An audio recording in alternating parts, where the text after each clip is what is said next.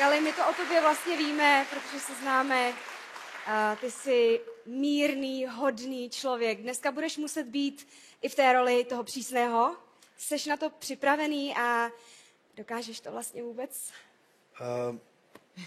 Jasné, každý sa na mňa pozrie a myslí si, že som akurát si odsedel 2 vraždy a vyšiel som von a potom vyzerám smiešne na kamere, keď sa rozplačem, že niekto dá peknú show alebo niekomu to nevíde a musím ho poslať domov.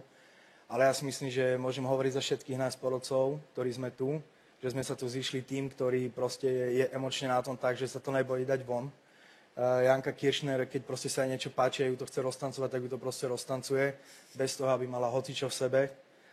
Vojta Dik takisto, všetci to prezývame a myslím, že v tomto ohľade je to za mňa najviac srdcová porota, aká tu kedy bola, pretože žijeme tou show a nehambíme sa to dať von. A je mi úplne jedno, že či si o mne niekto myslí, že som proste nejaký dokerovaný neviem kto a nemáme city, alebo že jak to je jednoducho, táto show je veľmi emočná a